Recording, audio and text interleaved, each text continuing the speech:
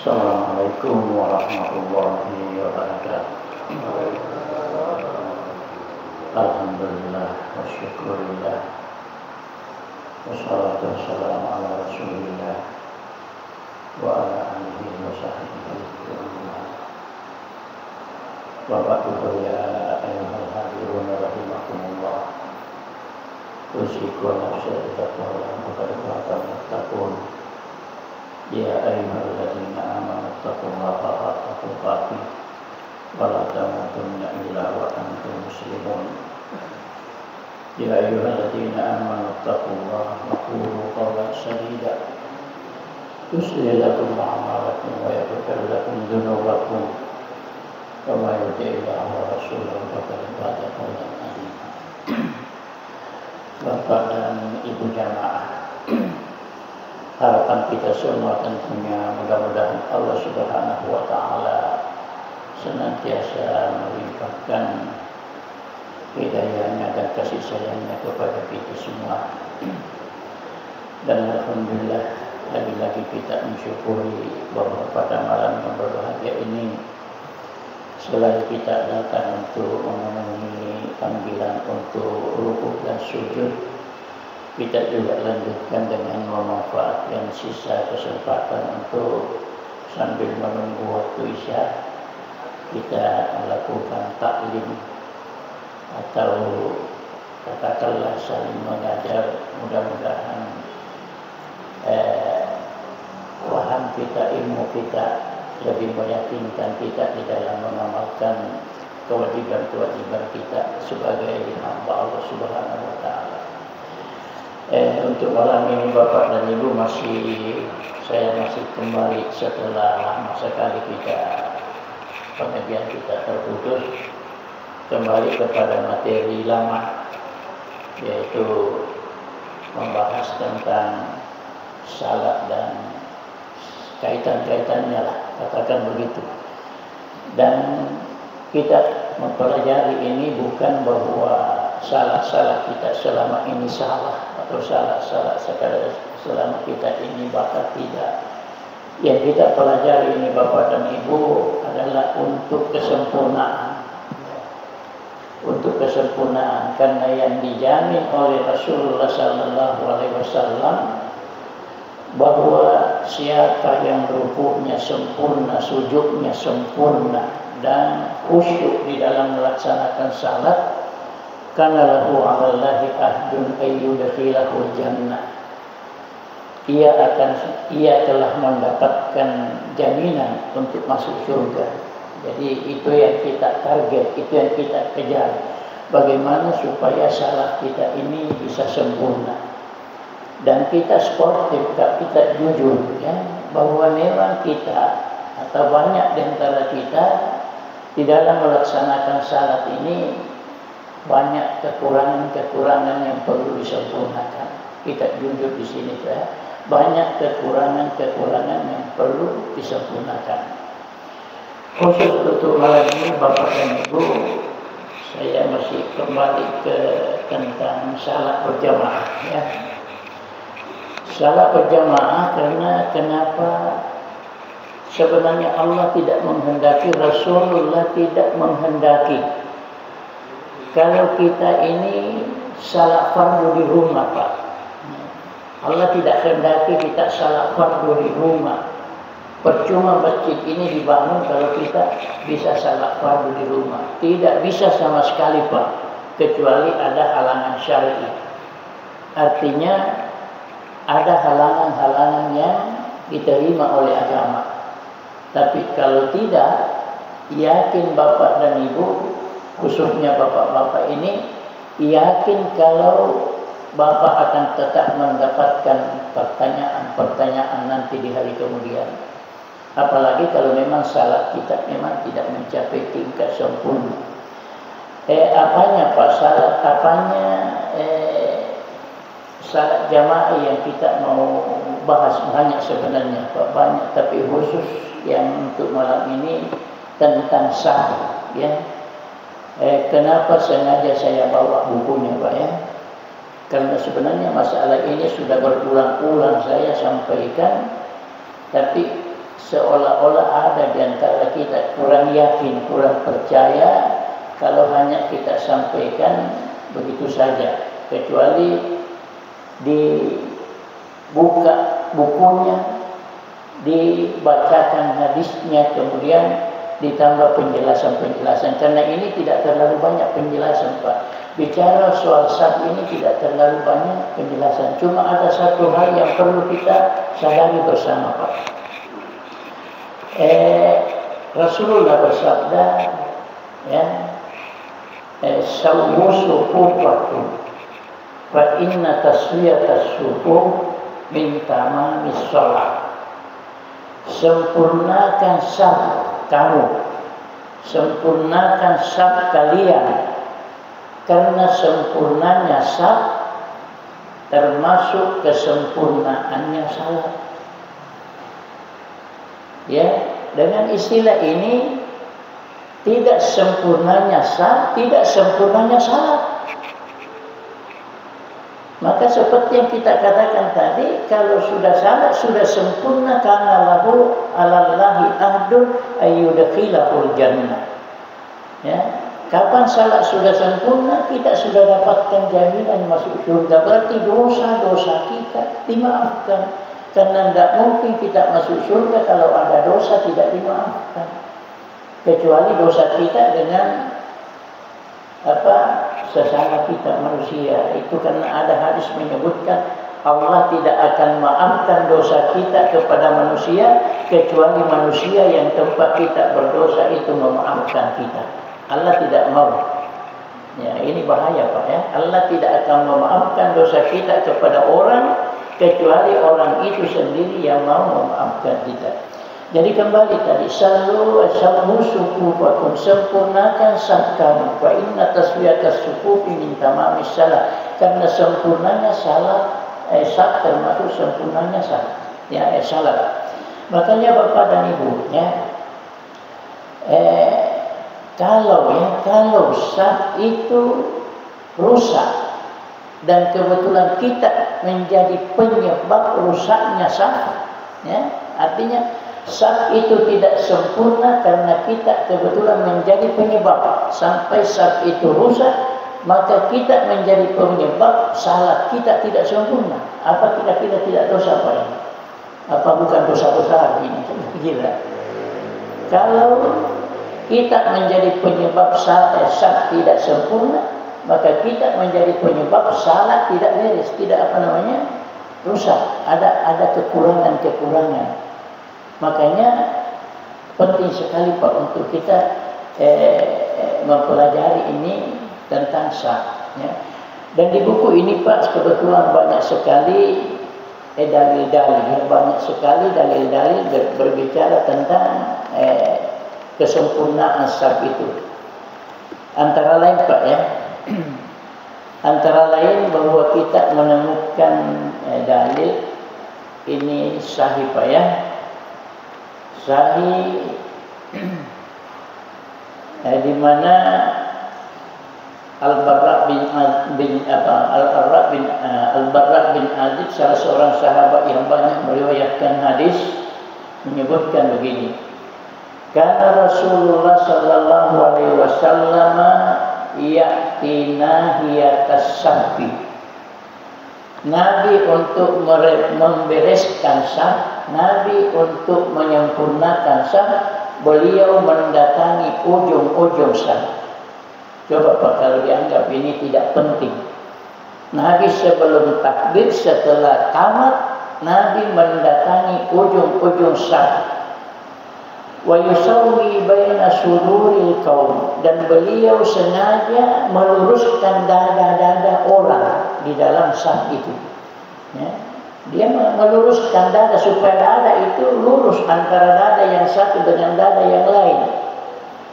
Wa manakibihim, dan pundak-pundak mereka, ya, pundak-pundaknya orang yang berbaris di dalam saf itu. Wa yaqulu, dan Nabi bersabda, la tahtalifu, jangan kalian berselisih. Apa maksudnya di sini, Pak, berselisih?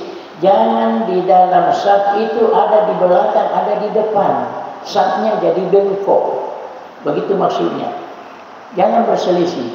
Sebagian agak ke belakang, sebagian agak ke depan. Tidak begitu.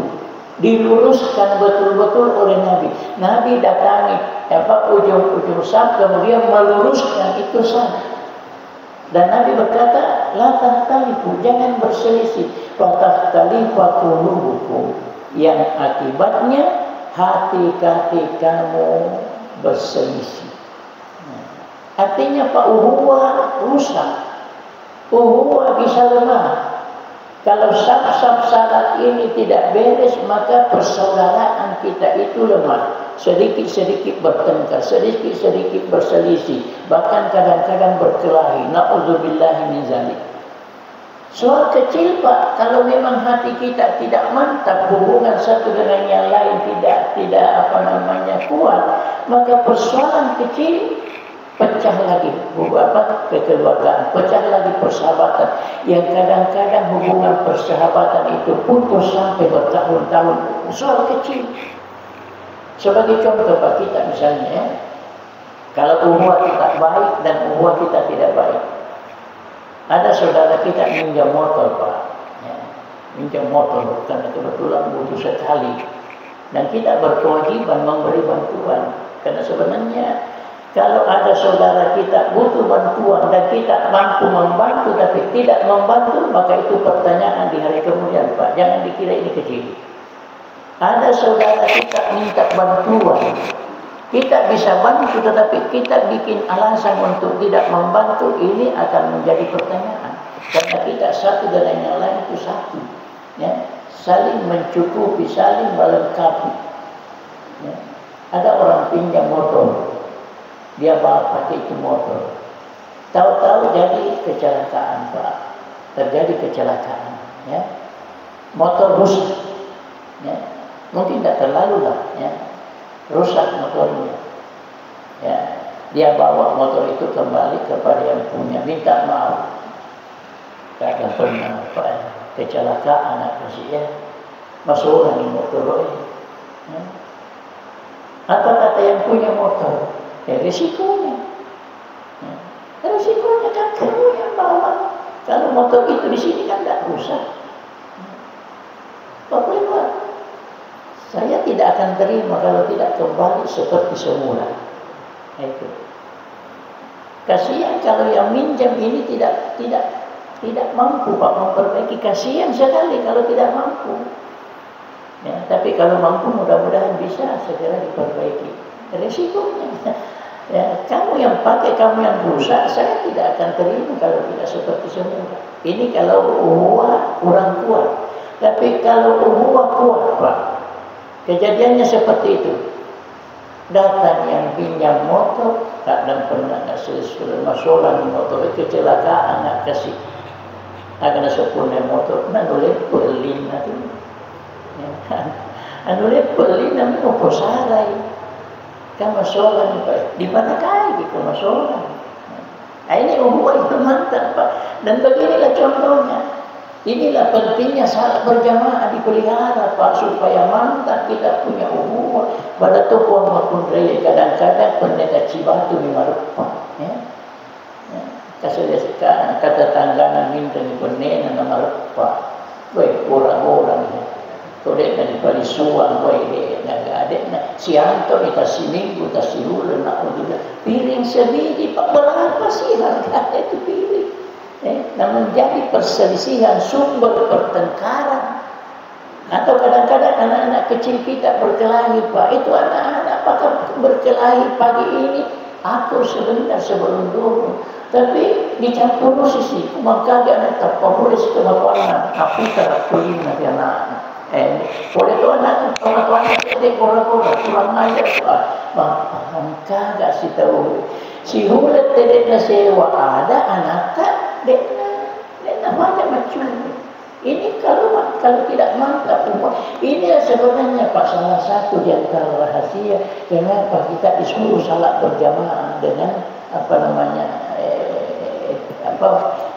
terus menerus itu memelihara salat berjamaah itu. Jadi di sini Pak ya, La tahtalifu fatahtalifa qulubukum. Jangan kamu berselisih sehingga hati-hati kamu berselisih. Kemudian innallaha wa malaikatahu yusalluna 'alas saff. Sesungguhnya Allah dan malaikatnya memberikan pujian kepada orang-orang yang berdiri di saf-saf ketika salat. Ya. Allah memberi pujian, Pak, malaikat memberi pujian. Allah memaafkan kesalahan-kesalahan kita. Allah meninggikan derajat kita. Orang yang selalu suka untuk salat berjamaah. Hadis ini diriwayatkan oleh Ibnu Huzaimah dalam sahihnya. Jadi hadis ini sahih, Pak. Kemudian ada lagi hadis, tapi sama kita di artinya. Ada lagi hadis lain. Sallu sufufakum. Sempurnakanlah saf kamu. Fa inna taswiyatas sufuf, karena sesungguhnya sempurnanya saf min iqamatis salat. Ya, lain lagi istilahnya. Bukan fa inna taswiyatas sufuf min tamami, tapi ini min iqamatis salat. Sempurnanya saf itu termasuk bahagian daripada orang yang betul-betul berusaha mengerjakan salat sempurna mungkin. Karena itulah yang dimaksud iqamis salat. Menegakkan salat artinya mengerjakan salat sesempurna mungkin. Memperbaiki salat termasuk di dalam menegakkan salat itu sendiri. Selanjutnya, Pak, ada lagi hadis lain.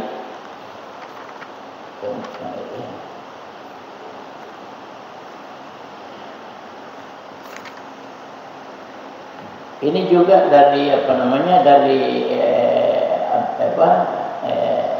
sahabat yang tadi ya, Al-Bara bin Adib, yang diriwayatkan oleh Abu Daud. Ada hadisnya begini, Pak ya.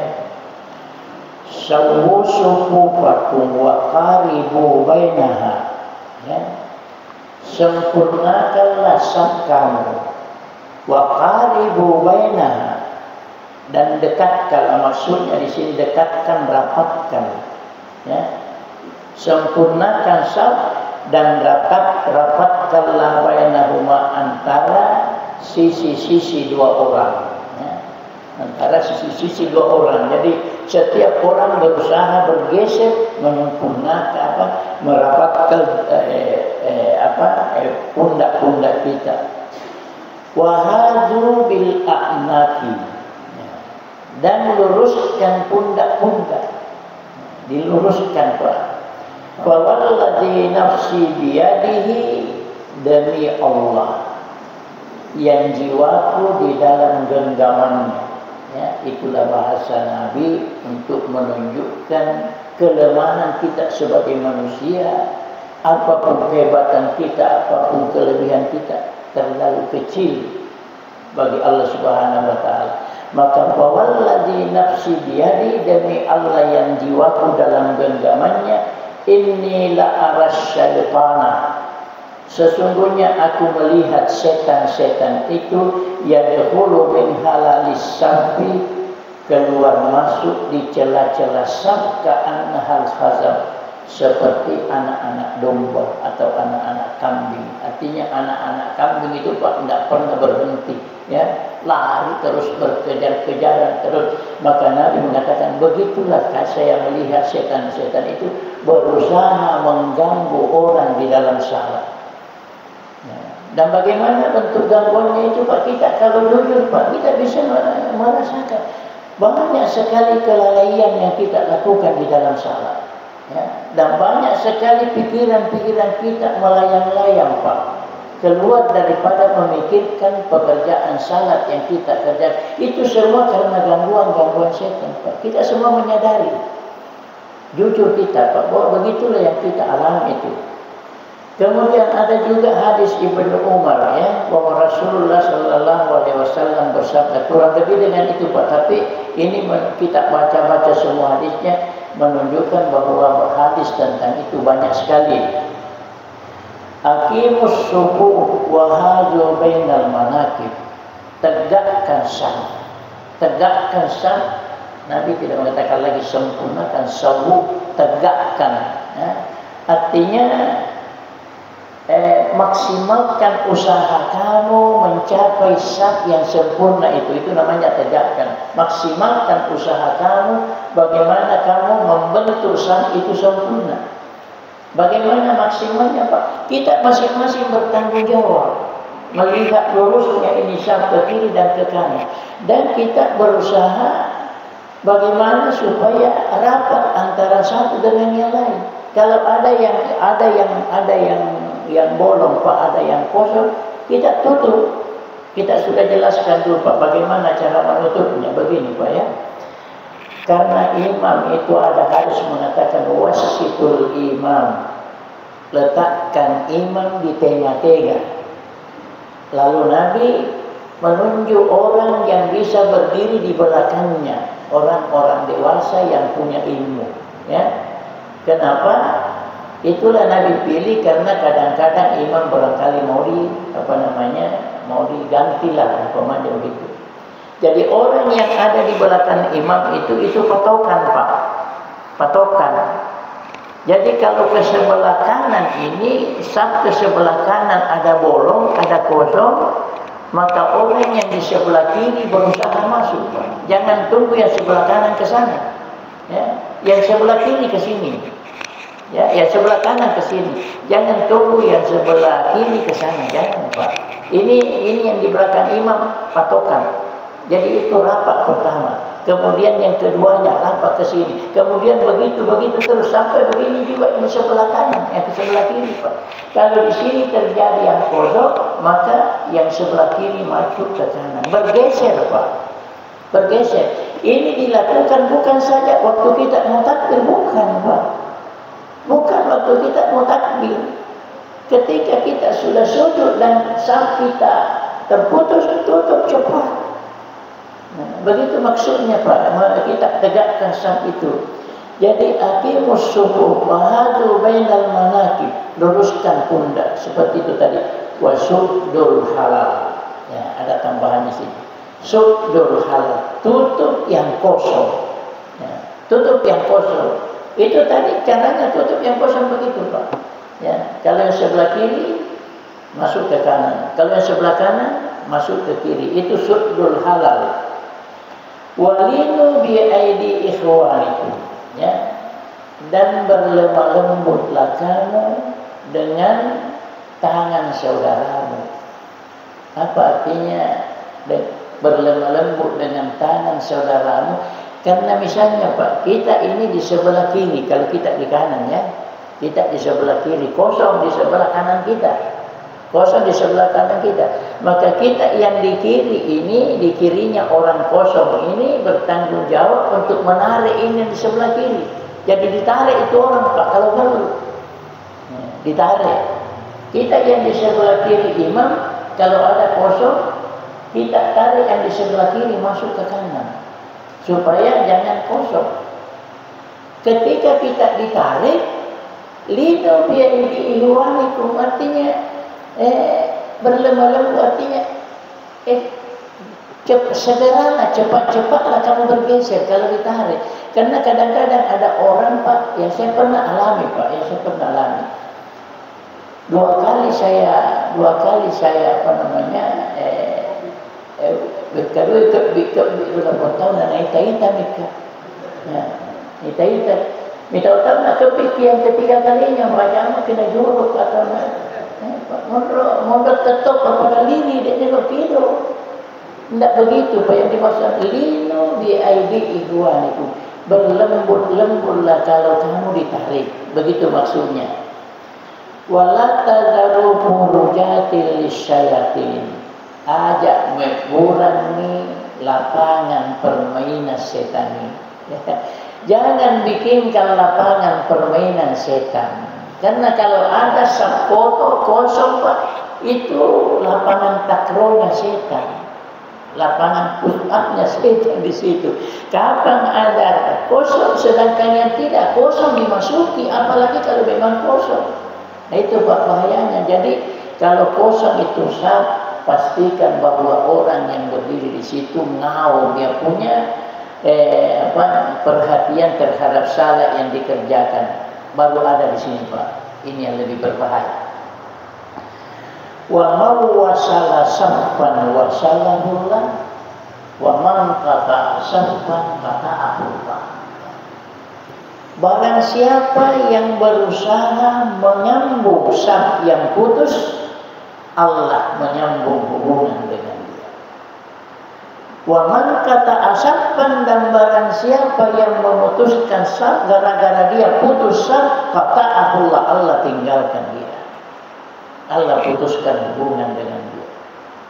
Nah yang mau tina sepakat pelak kita yang dolongan boleh dipohlah tapang masih. Tapi kalau sah putus, Allah putuskan hubungan. Na'udzubillah ini ya.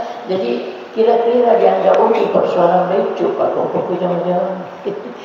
Nah ini kita di sini Pak, karena masih sering begitu. Apalagi di masjid-masjidnya orang. Kita kan jamaah percontohan di sini Pak. Sebaiknya kita lah yang ditiru orang. Kalau mau lihat orang salat berjamaah yang bagus, yang sempurna, lihatlah tiga. Kita berharap begitu. Makanya kita belajar secara kontinu Pak, dan bersungguh-sungguh dalam hal ini. Barang siapa menyambung saf, Allah sambung hubungan. Barang siapa yang memutuskan saf, yang dimaksud memutuskan saf karena kita saf itu putus. Nah itu bukan sengaja memutuskan saf, tapi karena kita kurang serius, kurang bersungguh-sungguh, maka saf kita putus. Allah putuskan hubungan dengan kita. Na'udzubillah. Kemudian kita sambung. Ya.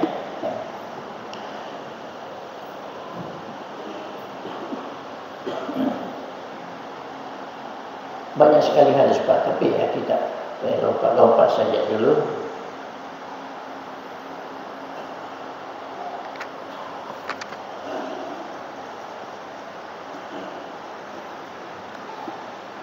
Nah, ada sini Pak ya. Hadis ini dari Barra bin Azib lagi ya, sahabat yang memang terkenal, banyak meriwayatkan hadis. Dan hadis ini diriwayatkan oleh Ibnu Huzaimah dalam sahihnya. Hadis ini sahih Pak ya. Bagaimana begini? Karena Rasulullah sallallahu alaihi wasallam ya'tis safa min nahiyatin ila nahiyah ya. Adalah Rasulullah sallallahu alaihi wasallam mendatangi saf dari ujung ke ujung. Coba Pak, dari ujung ke ujung. Jadi dari Nabi dari sana ke sana Pak. Ada riwayat menyebutkan bukan cuma saf pertama, bukan cuma saf kedua. Nabi jalan ke belakang memperbaiki semua saf. Karena percuma kita bersalat berjamaah kalau kita tidak mencapai jaminannya itu salat berjamaah. Nah, jaminannya bagaimana Pak? Masya Allah ya. Nah, itu. Jadi Nabi mendatangi saf dari ujung ke ujung. Fayamsahu manakibina, maka Nabi mengusap dada kami, pundak kami, sudurana atau dada kami. Ya, Nabi menyapu kalau seperti kita memukul atau memegang kita punya pundak, kita punya dada. Ya, wa yaqulu, dan Nabi bersabda, la tahtalifu wa tahtalifa qulubukum, sama dengan tadi. Ajak masyarakat. Jangan biarkan saf kamu itu berselisih, bengkok-bengkok. Tahtalifa qulubukum, maka hati-hati kamu bercerai-berai. Karena sekali lagi Pak, seperti yang sering saya katakan, itu kalau kita salat berjamaah sebenarnya ada energi ya. Ada energi ukhuwah yang Allah turunkan bagi orang yang selalu saf berjamaah. Sehingga kalau ketika kita berjamaah, maka ukhuwah itu Pak mengalir sampai di ujung ke ujung. Sehingga hati kita itu menjadi cinta satu dengan yang lain. sayang satu dengan yang lain, ya. Itu yang paling kita harapkan. Kemudian wa yaqulu, dan Nabi lagi berkata, la tatalibu fa tatalibu qulubukum, kala karena yaqulu innallaha, ini perawi mengatakan, kala Nabi perawi mengatakan bahwa Nabi berkata, innallaha wa malaikatahu yusalluna 'alal ladzina yasiluna as-subuh. Waduh, bukan kedengarannya. Ya. Adalah Rasulullah, innallaha, sesungguhnya Allah, malaikatahu yusalluna, sesungguhnya Allah dan Rasulnya memberi pujian, memberi penghormatan, bahkan jaminan lilladzina yasiluna as-suhur, bagi orang-orang yang prihatin dengan saf-saf yang kosong, sehingga dia selalu menjaga itu, tidak membiarkan ada saf yang kosong. Allah memberi pujian, Masya Allah. Kalau Allah memuji, Pak, mungkinkah kira-kira orang yang Allah puji dibuang ke neraka? Tidak mungkin, Pak. Tidak mungkin Allah senang orang baru dibuang di neraka. Tidak. Dan ini jelas Allah senang kepada orang-orang yang berusaha seperti itu, yaitu menyambung saf. Selanjutnya Ibnu Umar lagi menyatakan dari hadis yang lain, dan ini lagi hadisnya sahih, Pak. Man wasa'a sabban wasa'ahu, man wasa'a sabban wa man wasala sabban wasalahu la, wa man qata'a sabban qata'ahu la. Ini Ibnu Umar. Kalau tadi Barra bin Azib. Jadi beberapa sahabat, Pak, meriwayatkan begitu. Berarti Nabi bukan sekali, bukan dua kali, berulang-ulang menyebutkan perhatian itu. Nah, supaya kita ini jangan sekedar salat berjamaah, tapi betul-betul salat berjamaah dan dijaga salat berjamaah yang kita kerjakan itu. Kemudian ada lagi Abdullah bin Umar. Abdullah bin Umar ini dalam hadis yang diriwayatkan oleh Al-Bazzar dan yang lain-lain, ada beberapa, ya, Tabarani juga meriwayatkan, Ibnu Hibban juga, ya, pokoknya banyak perawinya ini hadis, Pak, ya. Bagaimana kata Ibnu Umar, ya, dari Abdullah bin Umar ini menyebutkan hadis bahwa Rasulullah bersabda begini, khairukum, sebaik-baik di antara kamu, ya, khairukum alyanukum manakiban fis salati, sebaik-baik kamu adalah orang yang lembut ketika diajak meluruskan saf. Sebaik-baik kamu orang yang cepat untuk menyempurnakan saf ketika diajak untuk menyempurnakan saf. Al-yanukum, yang lembut, yang paling lembut di antara kamu, ya. Wa ma min khutwatin, ini Pak, ya. Wa ma min khutwatin a'damu ajran min khutwatin masyaha rajulun ila hujjatin fis safi fasaddaha. Masya Allah, ya. Apa kata Nabi? Wa ma min khafwah, tidak ada langkah. Bisa juga wa ma min khutwah, tidak ada langkah, ya. A'damu ajaran, yang paling tinggi pahalanya. Kan kita itu, Pak, melangkah kemana-mana, ke mana saja, ke pasar, pokoknya kita melangkah, Pak, melangkah. Semua yang kita datangi dengan melangkah, ya. Kalaupun dikatakan sekarang ada motor, ya, kan itu pada hakikatnya kita, ya, berjalan menuju sasaran. Ya. Tapi di sini khusus mengenai salat. Ma min khutwatin a'zamu ajran, tidak ada langkah yang lebih baik dan lebih tinggi pahalanya. Masya Allah. Jadi di bawahnya semua rendah, tidak sama dengan tingginya ini. Walaupun tinggi juga, tapi tidak setinggi dengan ini, ya. Karena Nabi mengatakan tidak ada langkah yang lebih besar, ya, lebih tinggi pahalanya, min hatwatin, daripada langkah masyaha, yang orang berjalan atau melangkah ila hujjatin, menuju saf yang kosong. Ya. Kita melangkah menuju saf yang kosong untuk apa? Wasaddaha, untuk kita tutup itu yang kosong. Tidak ada langkah lebih tinggi. Kenapa? Karena ini salat, Pak. Kalau saf itu tidak ditutup, berarti saf itu rusak. Kalau saf itu rusak, salat itu rusak.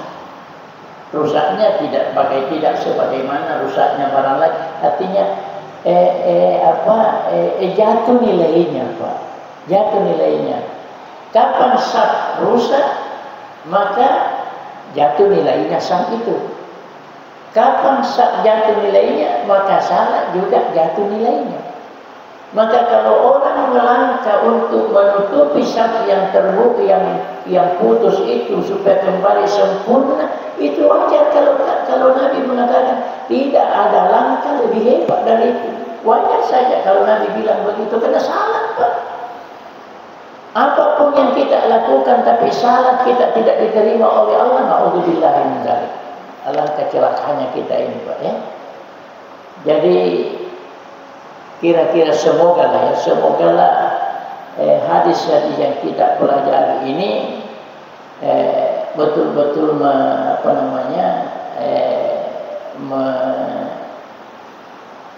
menyadarkan kita lah untuk bagaimana kita melaksanakan salat dengan sempurna. Bahkan ada di sini ayat hadis, Pak, tapi kita belum sampai, tapi saja waktu sudah masuk. Insyaallah nanti pelajaran berikutnya. Yang jelas, Pak, di sini di dalam hadis ini, Pak, disebutkan yang namanya menyempurnakan saf, rapat kaki dengan kaki, betis dengan betis, pundak dengan pundak. Ya. Maka begitu modelnya rapat yang dimaksud oleh Nabi, karena itu yang diamalkan sahabat. Ya. Begitu yang diamalkan sahabat, karena kita kalau salat berjamaah, rapat kaki, rapat betis, rapat pundak. Memang rapat. Ya. Tapi kalau tahu, dia lebih dekat. Ini yang bahaya kalau begini. Ya. Kita bersentuhan, Pak. Karena itu kalau kita selalu bersentuhan, hubungan kita akrab. Jadi diusahakan, Pak. Tapi taruh balik, kode peduli laksanakan. Yang penting aja tak kosong kesini. Kode nasihan dia balik, nasihan demi dihasil. Kode nasihan dia balik, nasihan demi diawal. Itu na sempurna. Itu na sempurna kesalahannya memarin dan pernah Allah Ta'ala. Saya rasa cukup sekian Bapak dan Ibu karena waktunya sudah masuk. Subhanakallahumma wa bihamdika asyhadu an la ilaha illa anta astaghfiruka wa atubu ilaik. Hadanallahu wa iyyakum ajma'in. Wassalamualaikum warahmatullahi wabarakatuh.